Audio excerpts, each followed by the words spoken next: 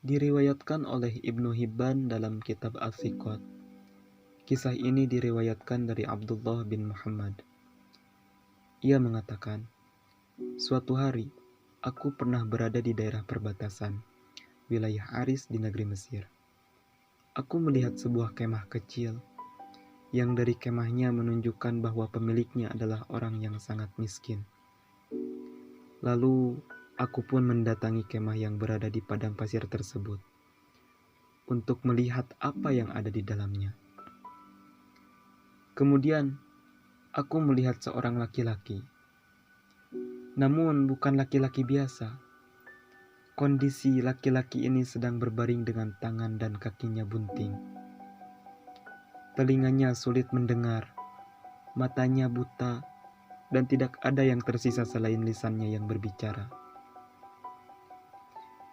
Dari lisannya orang itu mengucapkan, "Ya Allah, berilah aku ilham untuk tetap mensyukuri nikmat-Mu yang telah Engkau anugerahkan kepadaku. Dan Engkau sangat muliakan aku dari ciptaan-Mu yang lainnya." Kemudian aku pun menemuinya dan berkata kepada orang itu, "Wahai saudaraku, nikmat Allah mana yang engkau syukuri?"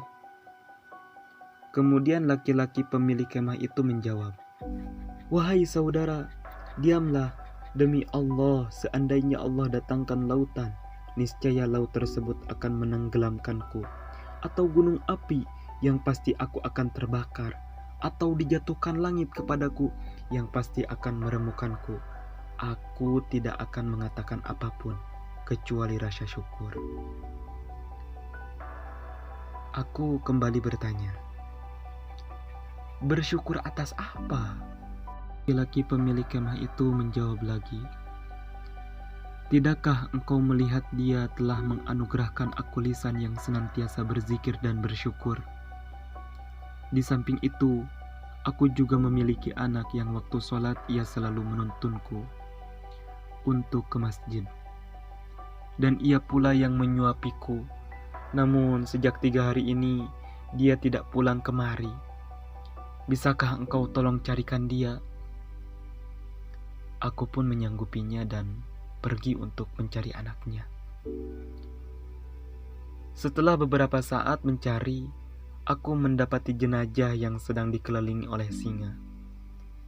Ternyata anaknya laki-laki itu sudah dimakan oleh singa. Aku pun bingung bagaimana caranya untuk mengatakan kepada laki-laki pemilik kemah itu. Aku pun kembali dan berkata kepadanya, "Wahai saudaraku, sudahkah engkau mendengar kisah tentang Nabi Ayub?" Laki-laki itu menjawab, "Iya, aku tahu kisahnya."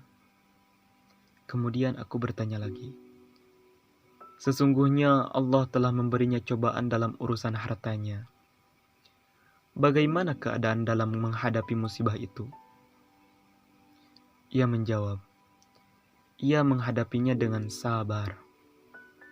Aku kembali bertanya, "Wahai saudaraku, Allah telah menguji Ayub dengan kefakiran. Bagaimana keadaannya?" Ia menjawab, "Ia bersabar." Aku kembali bertanya, "Ia pun diuji dengan tewasnya semua anak-anaknya. Bagaimana keadaannya?" Ia menjawab, "Ia tetap bersabar." Aku kembali bertanya, "Dia juga diuji dengan penyakit di badannya. Bagaimana keadaannya?" Ia menjawab dan balik bertanya, "Ia tetap bersabar. Sekarang katakan padaku, di mana anakku itu?" Kemudian aku berkata, "Sesungguhnya putramu telah aku temukan di antara gundukan pasir, dalam keadaan telah diterkam dan dimakan oleh binatang buas.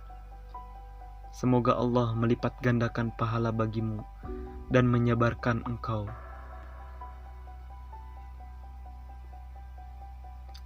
Kemudian laki-laki pemilik kemah ini mengatakan, "Alhamdulillah, yang Dia tidak meninggalkan keturunan bagiku yang bermaksiat kepada Allah, sehingga ia diazab di neraka. Kemudian ia menarik napas panjang lalu meninggalkan dunia. Aku pun membaringkannya di tangannya dan berpikir apa yang harus aku perbuat. Aku sendirian, dan bagaimana aku mengurus jenazah ini? Kemudian aku tutupi dengan jubahku, dan beberapa saat kemudian lewat 4 orang laki-laki yang mengendarai kuda. Mereka berkata, "Wahai saudara, apa yang terjadi padamu?" Kemudian aku pun menceritakan kepada mereka apa yang telah kualami. Dan aku meminta bantuan kepada mereka untuk mengurus jenazah laki-laki ini. Mereka bertanya, "Siapa dia?" Lalu aku menjawab, "Aku juga tidak mengenalnya. Dia dalam keadaan sakit dan memprihatinkan." Kemudian keempat laki-laki ini meminta untuk membuka penutup wajahnya, karena mungkin salah satu dari mereka mengenalnya. Ketika aku membuka penutup wajahnya, tiba-tiba mereka tersentak, lalu mencium dan menangisinya, dan berkata, "Subhanallah, wajah yang senantiasa bersujud kepada Allah, mata yang selalu menunduk atas apa yang diharamkan Allah, tubuhnya selalu sujud tatkala orang-orang dalam keadaan tidur."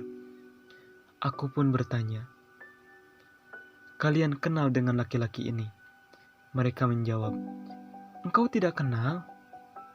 Engkau tidak mengenalinya?" Aku menjawab bahwa aku tidak tahu siapa laki-laki ini. Kemudian mereka berkata, "Ini adalah Abu Kilabah, sahabat dari Ibnu Abbas. Laki-laki ini pernah dimintai oleh khalifah untuk menjadi seorang hakim, namun ia menolak jabatan tersebut." Perlu diketahui bahwa jabatan hakim atau qadi ini adalah suatu jabatan khusus, di mana mereka akan mengatur hukum dan menentukan hukum di antara manusia. Ini merupakan jabatan yang mulia pada saat itu. Namun Abu Kilabah menolaknya dan pergi ke wilayah Mesir hingga wafat dalam keadaan seperti ini. Kemudian Abdullah bin Muhammad bersama 4 laki-laki tadi pun memandikan, mengkafani, dan menyolatkannya sebelum akhirnya memakamkan beliau. Dikatakan dalam kisah lain bahwa Abu Kilabah ini adalah sahabat Rasul yang terakhir pada masa itu, sehingga khalifah ini ingin menjadikan seorang hakim. Kisah Abu Kilabah ini merupakan salah satu kisah sahabat yang mengharukan. Dari kisah Abu Kilabah ini kita bisa belajar bagaimana mensyukuri apapun yang kita miliki dan tetap bersabar dengan apa yang menimpa kita.